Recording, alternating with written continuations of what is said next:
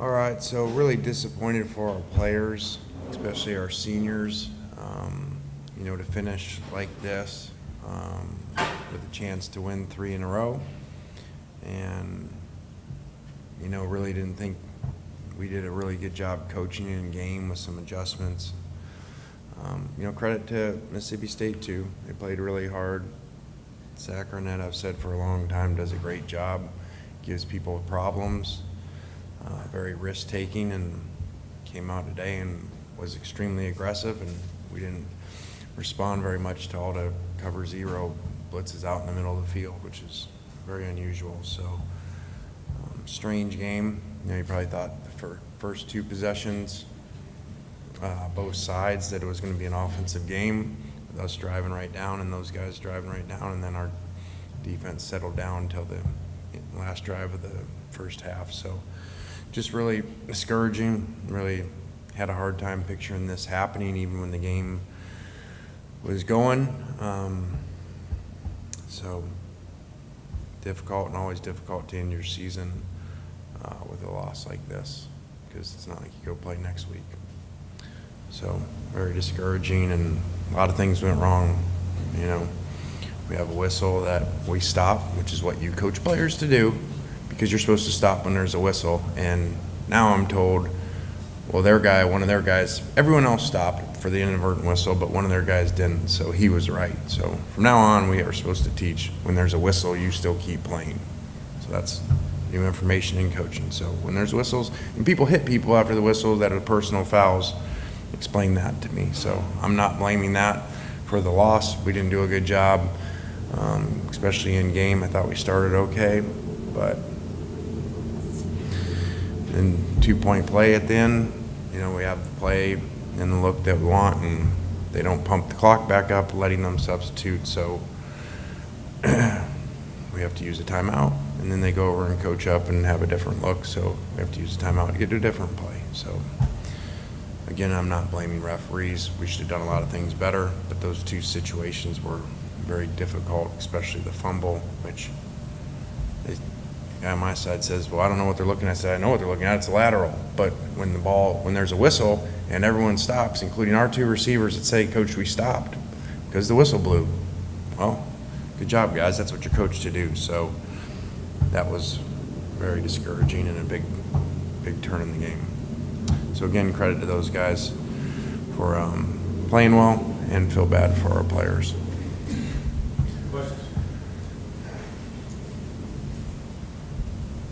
Lane, with the regular season over now, do you anticipate being Ole Miss's coach next season?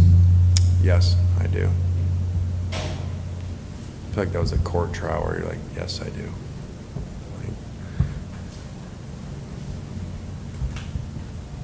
Coach Casey Kelly wasn't able to give it a go tonight. I don't recall a play being ran where there weren't 4 wide receivers out there. Why was that?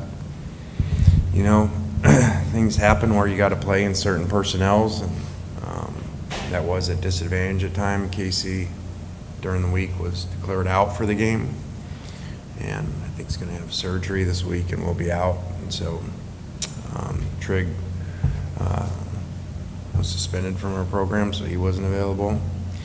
And Kyron, he's still learning, so that put us in 4 wides, and then Mingo on the hit where he drops the ball, hurt his ribs, so then we were really in trouble, because as you saw him come by, there was a couple times he couldn't block the end, which hurt us on some negative runs. So just one of those challenging situations, and it's tough when you're playing without tight ends and they're blitzing everybody to stop your runs.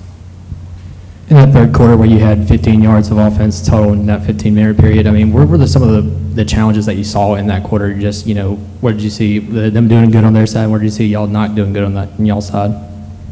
Yeah, again, I said on the headphones, half joking, there's this thing out there that Leach is retiring after this game, and so I was saying that must be true, because the defensive coordinator is acting like this is his last game, because he's just running blitz 0 in the middle of the field to start series and stuff. And so nobody ever does that, and he did, and which is a great game plan, and we didn't adjust because you got to make them pay. And as you could see, we didn't either pick up the pressures, or obviously you can't run into that. So They did a good job, and we did not adjust very well.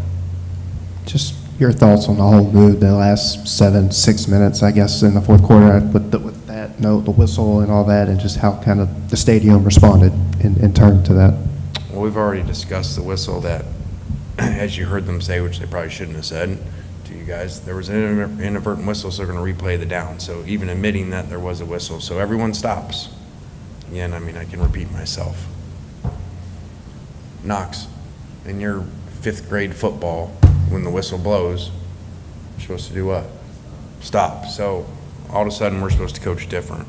So obviously, I was very frustrated with that situation and told them right away, it's a lateral, I can see that. But everyone stopped because you blew a whistle that you already said you did. So no reasonable explanation at all, except for, he said, well, their 44 didn't stop. Okay, so what does that mean? One guy didn't stop. Maybe he didn't hear it and everybody else did. So I don't know what to do about that. Obviously, that was a big momentum swing. Lane, we asked about it last week, but there's been a lot of talk about your future and whatnot. Do you feel like that was a distraction at all this week with the players? I think when it was falsely reported by John, who's now famous, congratulations, that you can just write whatever you want, and I would do it too, I think, because you're never held accountable and you get to become famous and maybe you'll be right. So John did it, so then I had to have a team meeting to say his article was wrong, which would love to know these unnamed sources from John. But so yes, I had to have a team meeting because of that. They don't, when there's other stuff and chat rooms and all that stuff, but when a reporter writes it, it changes the game with it. So. Questions?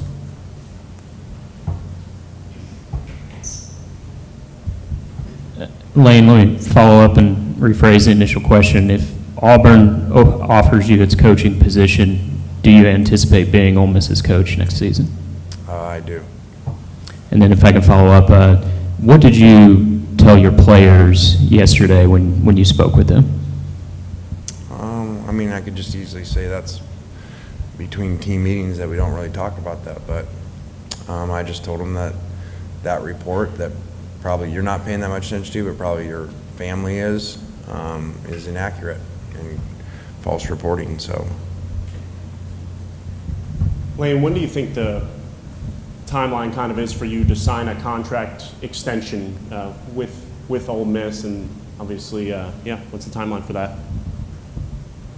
I don't know. I mean, I've signed 3, so did that make it, does the 4th one mean you're never leaving? So, I don't know. I'm much more focused and worried about the game than whether you sign another contract. And I'm not acting ungrateful for that, but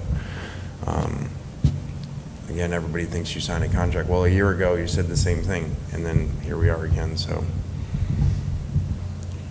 Lane, how encouraged are you that the Grove Collective just announced they've raised $10 million? yeah, that's awesome. Very encouraging. Obviously, that has a lot to do with the world of college football that we're in, the ability for places to sign players and to keep their own players. So that's very encouraging. Zach Evans only had 5 carries for 0 yards. How come he didn't see the ball more? We just really never got in a rhythm. You know, we had a number of 3-and-outs, which is unusual for us.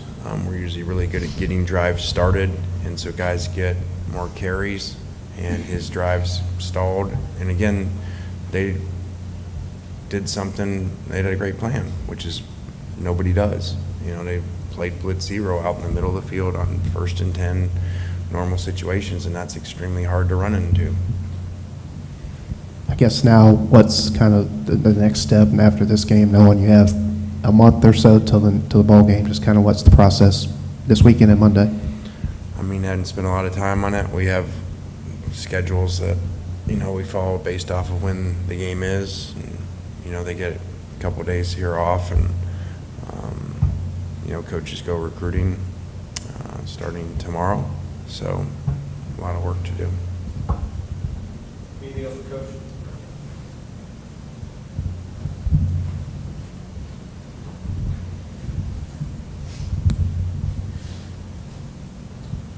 Lane, I know you said you're keeping those meetings kind of private, but did you kind of relay a message at all, if you could share this, that you told your players that you are signing a new contract here? I mean, I've already talked about that. I shouldn't even got into what was said in that meeting, so I already said it, so I'm not answering any more questions about that. Lane, hindsight's 20/20, obviously, but if you had it to do over again, would you have tried to squelch these rumors, knowing that they were swirling around, or do you think it didn't affect the team? I don't know. I mean, hindsight 2020, I would have kicked a field goal too if I knew our player wasn't going to run the pop pass he's supposed to. So that would help in a lot of situations. So. Anything else, Coach? Yep. You guys started off the season obviously really hot, but coming down the stretch, there was a struggle. And I don't know if there is something that you would point a finger at, and if there is, what would that be? A lot tougher schedule would be part of it. You know, it's just the analytics of it. And we just really had some games here where we didn't put it together.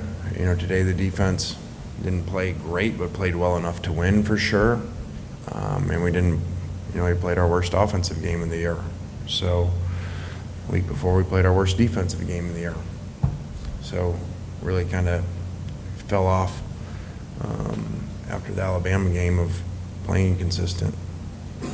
And, you know, still, so you got to keep playing. You know, still went 99 yards there and gave us a chance if we make the 2-point to go into overtime.